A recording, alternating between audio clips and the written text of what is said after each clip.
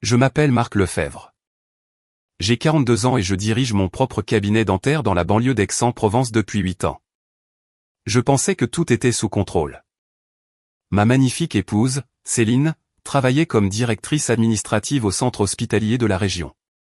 Nous avions 2 enfants formidables, Théo, 17 ans, qui préparait son baccalauréat, et Léa, qui venait de fêter ses 14 ans le mois dernier.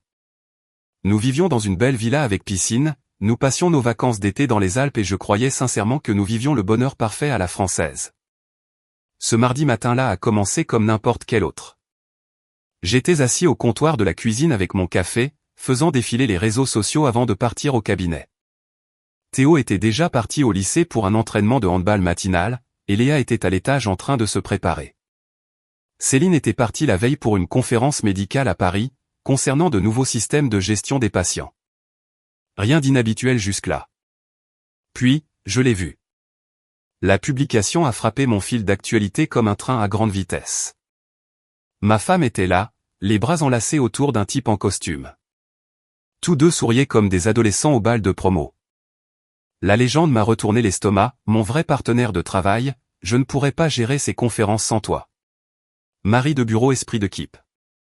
J'ai fixé cet écran pendant ce qui m'a semblé être 1 heure, mais qui n'a probablement duré que 30 secondes.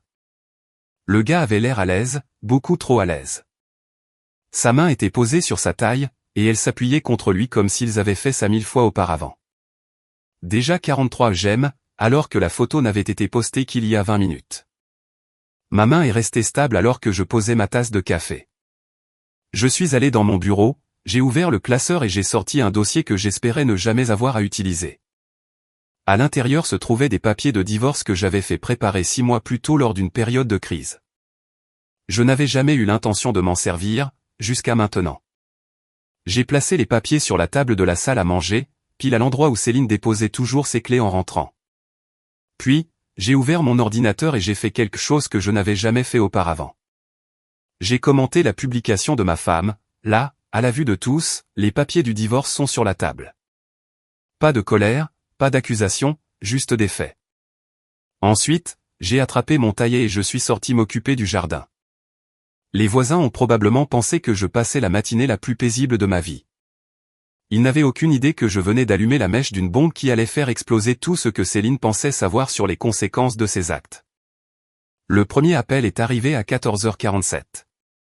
J'étais en train de stériliser des instruments à mon cabinet quand mon téléphone s'est éclairé avec la photo de Céline. J'ai laissé sonner. Le deuxième appel est arrivé 10 minutes plus tard. Puis un troisième. Au moment où j'ai fermé le cabinet ce soir-là, j'avais 14 appels manqués et une série de messages de plus en plus frénétiques. Marc, c'est quoi ce commentaire? Rappelle-moi tout de suite. Tu es ridicule. C'était juste un post professionnel. Les gens à la conférence me regardent bizarrement. Je suis rentré chez moi dans un silence complet, sans même allumer la radio. En garant la voiture, j'ai vu Théo qui lançait des ballons de basket dans l'allée. Il s'est approché quand je suis descendu du véhicule. Papa, maman n'arrête pas d'appeler sur le fixe toutes les 20 minutes, a dit Théo. Elle a l'air complètement paniquée. Qu'est-ce qui se passe? J'ai regardé mon fils, un grand gaillard d'1,88 m aux épaules larges, le genre de gamin capable d'encaisser la vérité. Ta mère a fait de mauvais choix, fiston. On en parlera quand ta sœur rentrera de son entraînement de foot. L'expression de Théo est devenue sérieuse. C'est à cause de cette photo qu'elle a postée? Celle avec le gars de son boulot? Mes sourcils se sont levés. Tu l'as vu? Tout le monde au lycée l'a vu, papa. Lucas l'a montré à toute l'équipe de hand pendant le déjeuner. Ils se moquaient tous de la situation. La voix de Théo a baissé d'un ton. J'avais envie de lui en mettre une, mais je ne savais pas quoi dire. La colère que j'avais contenue a commencé à bouillir. Mon fils de 17 ans avait été humilié au lycée à cause de l'exhibitionnisme public de sa mère. Cela dépassait une limite dont j'ignorais même l'existence. Quand Léa est rentrée, j'ai fait asseoir les 2 enfants dans le salon. Les papiers du divorce étaient toujours sur la table de la salle à manger, impossible à rater. Les enfants, ai-je dit.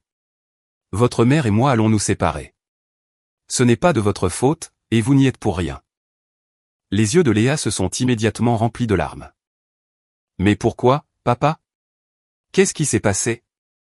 Théo a passé son bras autour des épaules de sa sœur. Sa voix était calme, d'une maturité dépassant son âge. C'est à cause de ce poste, n'est-ce pas? Celui avec son mari de bureau. Théo, ai-je dit prudemment. Qu'est-ce que tu as vu exactement? Tout, papa. Son Instagram, son Facebook et même son LinkedIn. Ça fait des mois qu'elle poste des photos avec ce même gars. Toujours lors de séminaires. Toujours avec des légendes sur le travail d'équipe et les partenariats. La mâchoire de Théo s'est contractée. Les gars au lycée font des blagues là-dessus depuis des semaines. Je ne voulais juste pas te le dire. Le silence s'est installé dans la pièce, seulement troublé par les reniflements de Léa. Puis, mon téléphone a sonné à nouveau. Le nom de Céline s'est affiché. Cette fois, j'ai décroché. Marc. Dieu merci. La voix de Céline était au perché, paniquée. Je ne comprends pas pourquoi tu fais ça. C'était juste une photo amusante avec Julien. Tout le monde a des amitiés au travail. Julien, ai-je répété, en m'assurant que les enfants entendent. C'est son nom. Oui, Julien Moreau. C'est le nouveau directeur des opérations. Marc, tu me fais peur. Les gens me posent des questions et je ne sais pas quoi leur dire. Dis-leur la vérité, Céline. Dis-leur que tu as oublié que tu avais un vrai mari pendant que tu jouais à la petite famille avec Julien. J'ai raccroché. J'ai regardé Théo et Léa, qui me fixaient avec un mélange de choc et de respect. Papa, a dit doucement Théo. Qu'est-ce qui se passe maintenant? Je me suis levé et je suis allé à la fenêtre, regardant le coucher de soleil embraser la Provence. Maintenant, nous allons découvrir ce que votre mère valorise le plus, sa famille ou sa réputation. Le lendemain matin, j'ai passé un appel qui allait tout changer. Le docteur Marchand m'a rappelé à 8h15, juste au moment où je terminais ma première consultation. Marc, sa voix était grave. J'ai examiné les publications que tu m'as envoyées. C'est préoccupant à plusieurs niveaux. J'ai pensé que vous devriez être au courant avant que cela ne ternisse l'image de l'hôpital, ai-je dit en entrant dans mon bureau privé. J'ai déjà parlé avec notre département juridique. Le comportement de Céline lors des congrès, en particulier la nature publique de ses postes, viole nos politiques de conduite professionnelle. Nous représentons une institution médicale, pas un club de rencontres. Je me suis assis à mon bureau. Que se passe-t-il ensuite? Elle sera convoquée pour un entretien formel dès son retour. Marc, je dois te demander, d'après l'historique des publications, depuis combien de temps cela dure-t-il? Au moins 6 mois, peut-être plus. Le docteur Marchand a soupiré. Je suis désolé que tu aies à traverser ça. Céline a toujours été compétente, mais ce manque de discernement est grave. Nous traiterons cela de manière appropriée. Cet après-midi-là, Théo est rentré du lycée avec une nouvelle qui m'a fait bouillir le sang. Papa, a dit Théo en jetant son sac près de la porte. L'entraîneur m'a pris à part après la séance. Il a dit que certains parents parlaient des publications de maman. Apparemment, la mère de Lucas les a vus et a commencé à faire circuler des rumeurs lors de la réunion des parents hier soir. J'ai senti ma mâchoire se serrer. Quel genre de rumeurs? Que maman a une liaison avec quelqu'un du boulot. L'entraîneur a dit qu'il voulait vérifier si notre famille allait bien parce que ça affecte le moral de l'équipe. La voix de Théo était stable, mais je pouvais voir l'embarras dans ses yeux. Papa, ça devient incontrôlable. Ta mère a créé ce désordre, fiston, mais je vais y mettre fin. J'ai appelé la mère de Céline, Françoise, ce soir-là. Elle était restée étrangement silencieuse depuis l'apparition des papiers du divorce. Françoise, ai-je dit, je veux que vous compreniez ce qui se passe. Le comportement de Céline n'affecte pas seulement notre mariage, il affecte les enfants. Marc, mon cher, je suis sûr que c'est un malentendu. Je vous envoie les captures d'écran de ces publications. Regardez-les de vos propres yeux. Ensuite, dites-moi si c'est un malentendu. 20 minutes plus tard, Françoise a rappelé. Sa voix était différente, déçue, honteuse. Marc, je n'en avais aucune idée. Ce n'est pas comme ça que nous l'avons élevée. Je le sais, mais en ce moment, elle raconte à tout le monde que je suis possessif et paranoïaque. Les enfants ont besoin d'entendre de la part de quelqu'un qu'elle respecte que ce comportement est inacceptable. Que veux-tu que je fasse? Dites-lui la vérité. Dites-lui qu'elle détruit sa famille pour un homme qui ne la respecte probablement même pas assez pour garder leur relation privée. Françoise est restée silencieuse un long moment. Je l'appellerai ce soir. Merci Marc. Les enfants ont besoin de savoir que quelqu'un dans cette famille a encore des principes. Mercredi matin, j'ai déposé les enfants au lycée et j'ai conduit directement au cabinet de maître Isabelle Girard, mon avocate. Elle gérait mes contrats professionnels depuis des années. Elle a jeté un coup d'œil au papier du divorce et aux captures d'écran et a sifflé entre ses dents. Marc, c'est une preuve accablante de relations inappropriées sur le lieu de travail, a dit maître Girard en étalant les photos sur son bureau. Surtout pour quelqu'un dans l'administration hospitalière. Les centres médicaux ont des codes de conduite très stricts. Je me suis penché en avant. C'est exactement ce que je pensais. Isabelle, j'ai besoin que vous fassiez deux choses. Premièrement, déposez ces papiers immédiatement. Deuxièmement, je veux transférer la propriété de notre chalet dans le Vercors à mon nom seul. Il a été acheté avec l'argent de l'héritage de ma mère. Le chalet à Villard-de-Lans ? C'est facile à faire. L'acte montre déjà que vous êtes le propriétaire principal de toute façon. Isabelle a pris des notes sur son bloc-notes. Qu'en est-il de la garde des enfants ? Je veux la garde exclusive. Les enfants ont été humiliés à l'école. Théo se fait taquiner par ses coéquipiers, et Léa est confuse sur ce qu'est censé être un mariage. Isabelle a hoché la tête. Avec les preuves d'infidélité morale et l'embarras public causé aux enfants, c'est tout à fait réalisable. Et pour son travail ? J'ai souri sombrement. L'hôpital a une politique de tolérance zéro pour les comportements personnels qui nuisent à l'institution. Je le sais parce que je fournis des soins dentaires pour leur mutuelle d'entreprise. Vous allez la dénoncer ? Je vais simplement informer son employeur que l'une de ses administratrices publie du contenu inapproprié alors qu'elle représente leur établissement lors de congrès. Ils en tireront leurs propres conclusions. Cet après-midi-là, j'ai rédigé un courriel professionnel au directeur des ressources humaines de l'hôpital. J'ai joint les captures d'écran des publications de Céline, en soulignant les dates et les lieux des conférences. L'objet était « Signalement de comportement professionnel, représentation de l'institution lors d'événements sectoriels ». Puis j'ai rappelé le docteur Marchand. « Marc, dit-il, j'ai déjà briefé le conseil d'administration. Ils ne sont pas contents. Le comportement public de Céline rejaillit sur toute notre institution. Quelle est la prochaine étape ? Elle sera suspendue en attendant une enquête complète dès son retour jeudi. Son accès au dossier et sa participation au futur congrès sont immédiatement révoqués. À 17h, j'avais transféré 75 000 € de notre compte joint vers un compte de fiducie que j'avais établi des mois auparavant pour les études des enfants. À 18h, j'avais changé les serrures du chalet. À 19h, j'avais fait bloquer la carte de crédit jointe que Céline utilisait. Quand les enfants sont rentrés, Théo m'a trouvé dans le garage en train de ranger mes outils. Papa, maman appelle tout le monde. Grand-mère, tante Lisa, même mon entraîneur de hand. Elle raconte à tout le monde que tu fais une dépression nerveuse. J'ai continué à trier mes tournevis. Qu'en penses-tu, fiston ? Est-ce que j'ai l'air de faire une dépression ? Théo a scruté mon visage. Non, monsieur. Tu as l'air d'en avoir enfin fini de te laisser marcher dessus. Je lui ai tendu une clé. Aide-moi avec cet établi. Demain va être une journée très intéressante. Jeudi soir, la voiture de Céline s'est garée dans l'allée. J'étais assis sur la terrasse avec un verre de thé glacé, regardant le soleil se coucher sur la montagne Sainte-Victoire. Les enfants étaient à l'intérieur pour leurs devoirs, mais je pouvais les voir jeter des coups d'œil par la fenêtre du salon. Céline est descendue de sa voiture de location lentement, comme si elle marchait vers son propre procès. Son visage était bouffi, ses yeux rouges. Elle avait manifestement pleuré pendant tout le vol de retour. Elle a monté les marches, traînant sa valise derrière elle. « Marc, dit-elle doucement. Il faut qu'on parle. »« Non, ai-je répondu, sans me lever de ma chaise. C'est toi qui vas écouter. » Elle s'est assise sur la chaise en face de moi. L'endroit même où nous avions l'habitude de discuter des projets de vacances et des activités scolaires.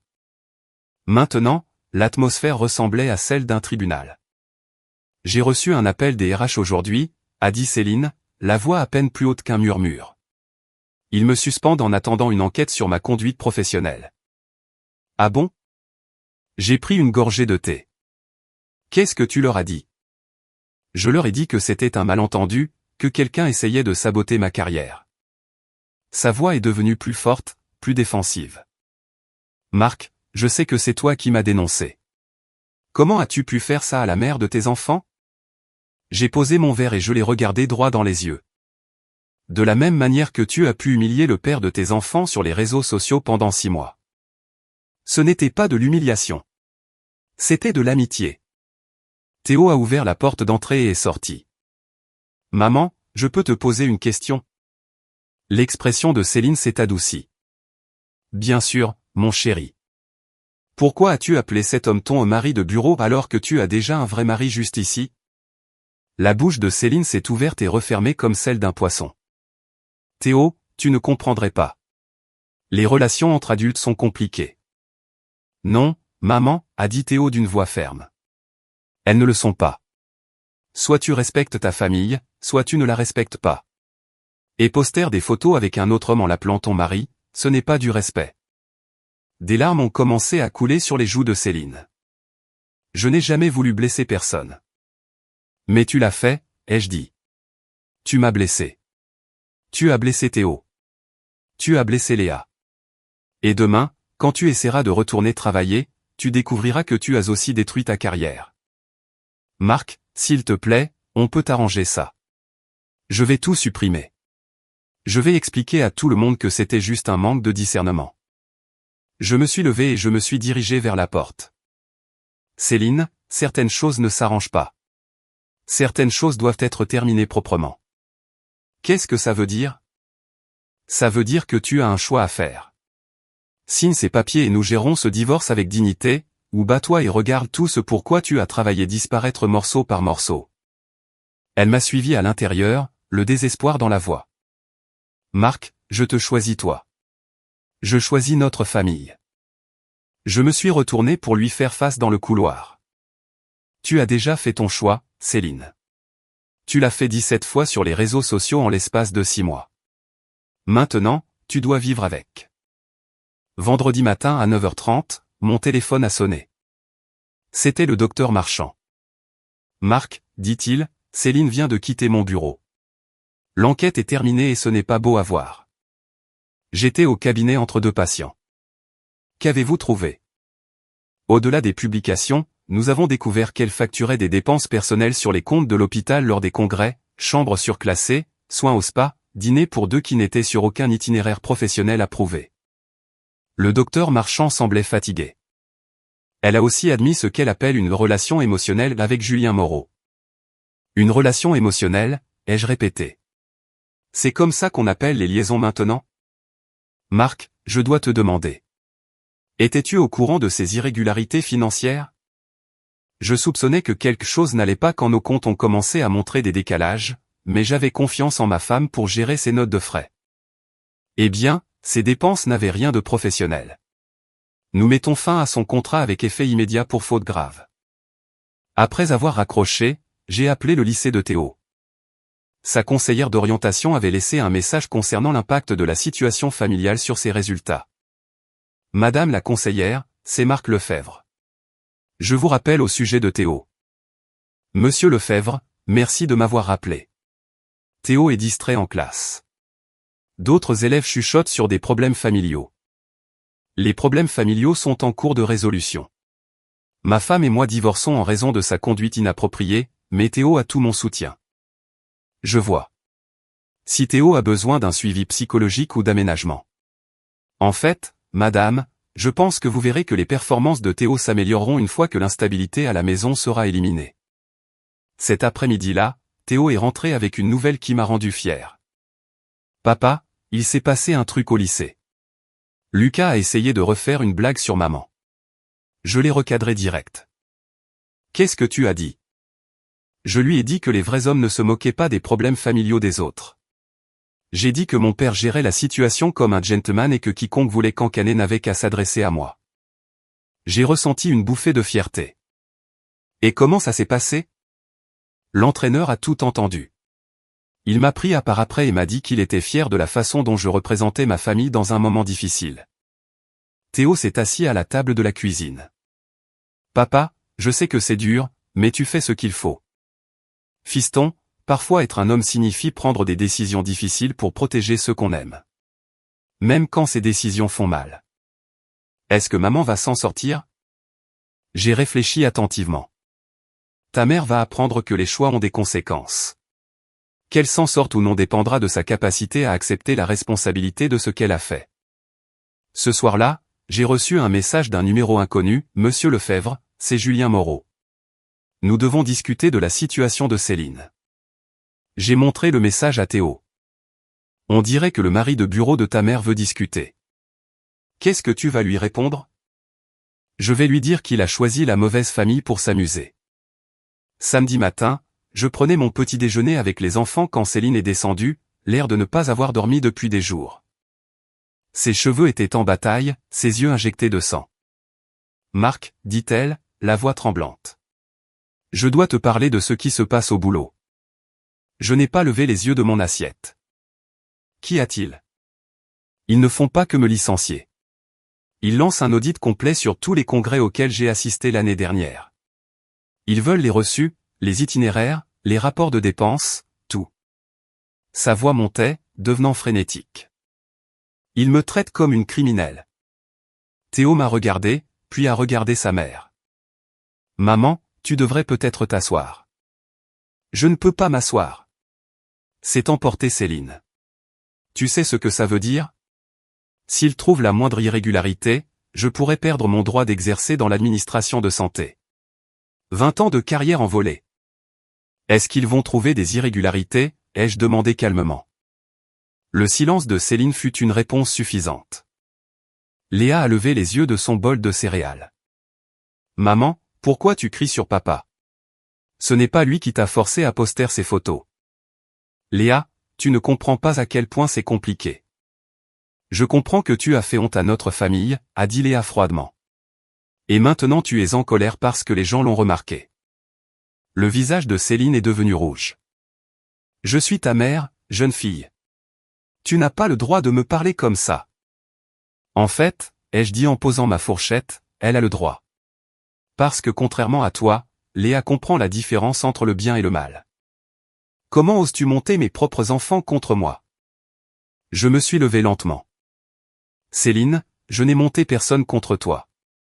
Tu as fait ça toute seule quand tu as décidé d'humilier cette famille publiquement. C'était juste une photo.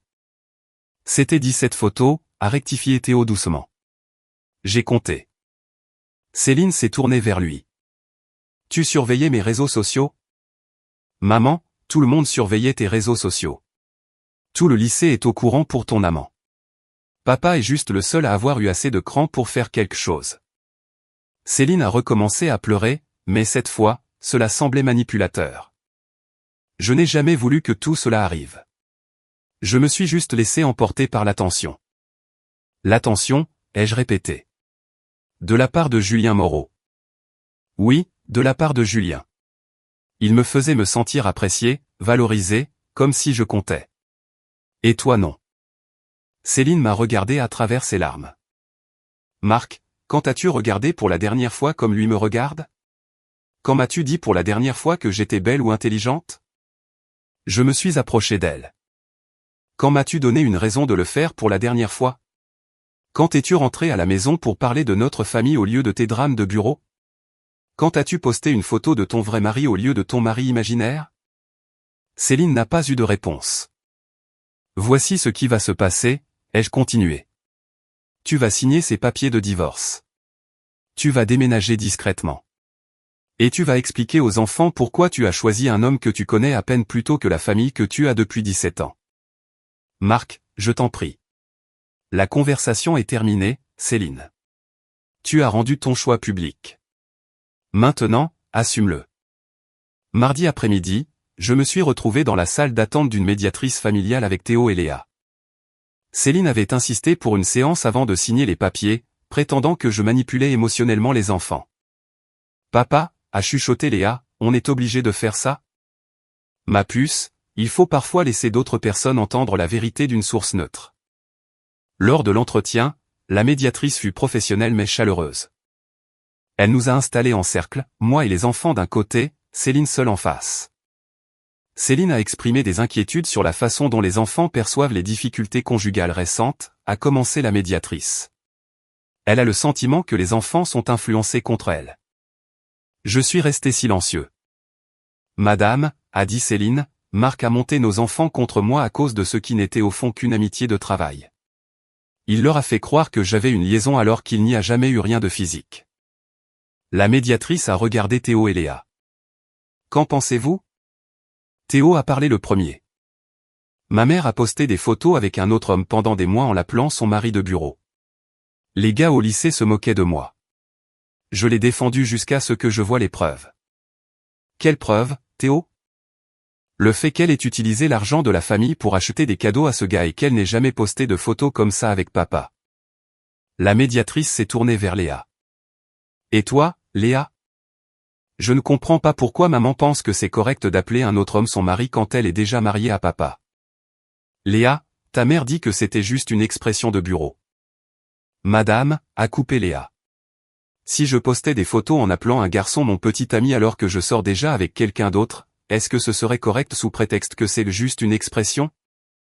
La médiatrice a jeté un coup d'œil à Céline. Céline, que répondez-vous à cela ? Ils sont trop jeunes pour comprendre les dynamiques de travail. J'ai 17 ans, a dit Théo fermement. Je comprends assez pour savoir que les gens mariés ne doivent pas agir comme des célibataires sur Internet. La médiatrice a pris des notes. Céline, indépendamment de la nature de votre relation avec ce collègue, comment pensez-vous que vos publications publiques ont affecté votre famille ? Je n'ai jamais eu l'intention de blesser qui que ce soit. Ce n'est pas ce que j'ai demandé.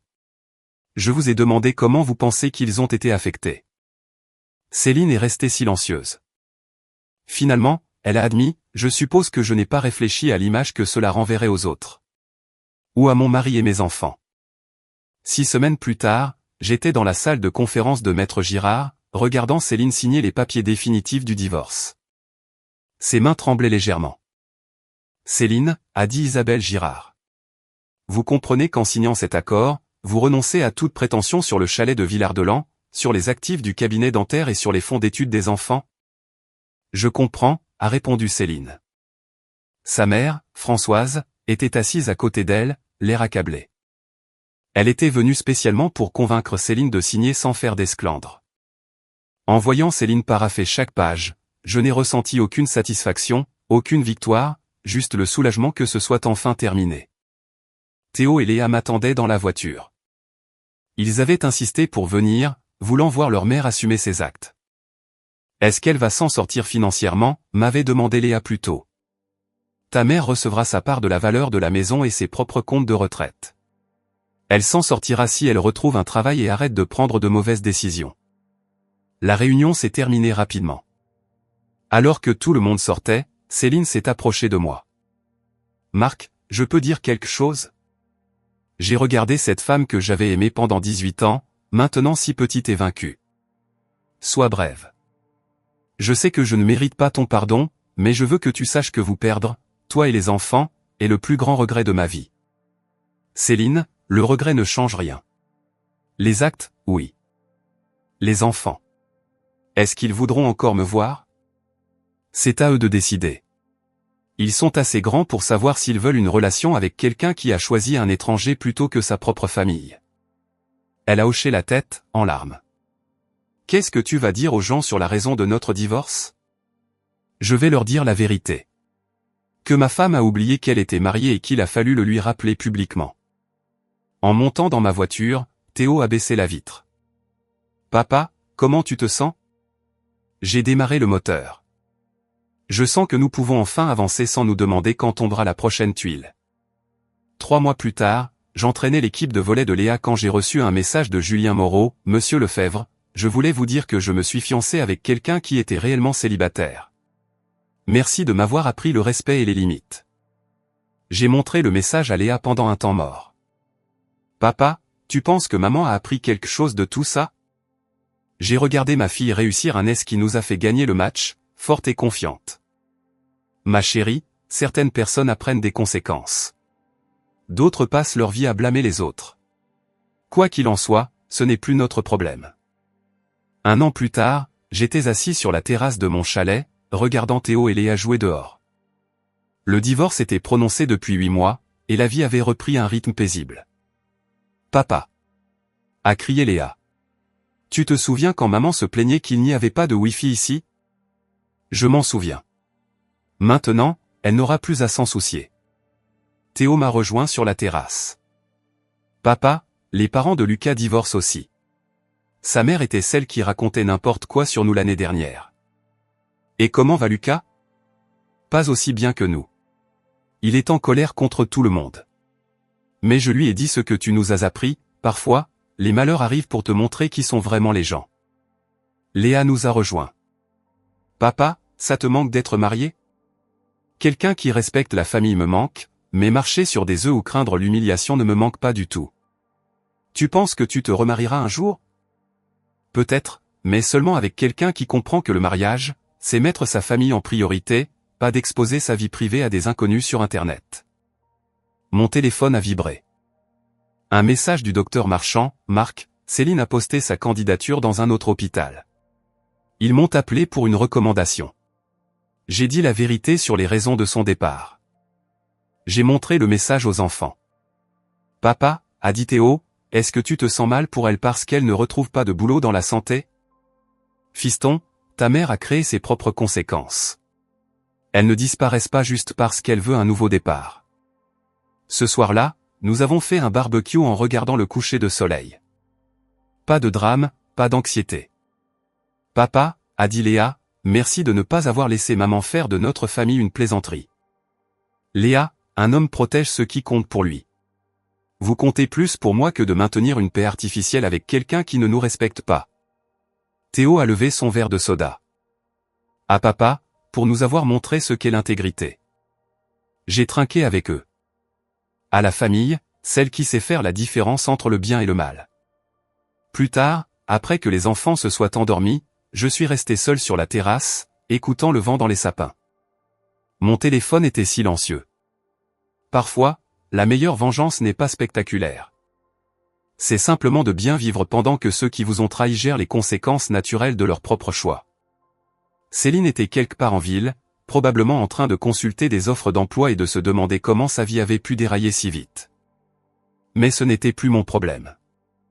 Mon rôle était d'élever 2 adolescents qui comprenaient que le caractère compte plus que la commodité. Je me suis endormi cette nuit-là dans un silence absolu, et c'était parfait. So whether that's calcite, pale oak, moving into like diorite, and then spruce and dark oak. Those are like the most basic medieval colors for sure. I love the axe stripping sound. That's true. That's another sound that we should have added to the list last night when we were talking about sounds. The stripping noise. Very nice. Very nice. Is this a cyberpunk type city? It is not a cyberpunk type city. It is just an abandoned city that's being rebuilt because of a nuclear warfare or because of a nuclear winter. Keiko, thank you so much for the subscription on YouTube. I think that's the noise that we heard, and it just took forever to get over here. So, Keiko Rat, thank you so much for the subscription over on YouTube. I appreciate you.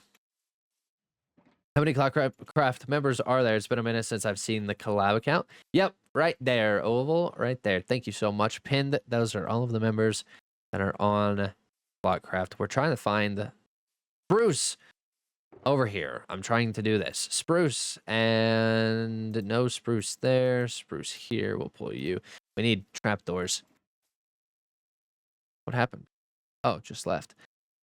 I can open polls with Control T, and I hate that because then it kicks me off of Meld, and I can't see Twitch chat. That's what happens when Twitch chat just randomly disappears, and I'm like, oh, I didn't see that it went away. Yeah, that's because we pushed Control T.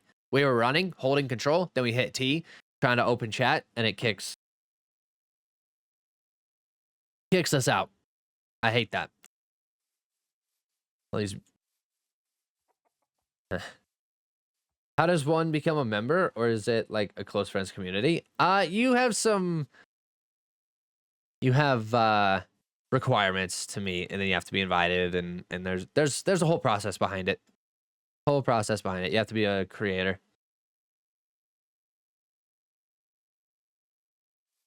I keep forgetting to come over here. I'm getting so distracted. We need you. Lots of you.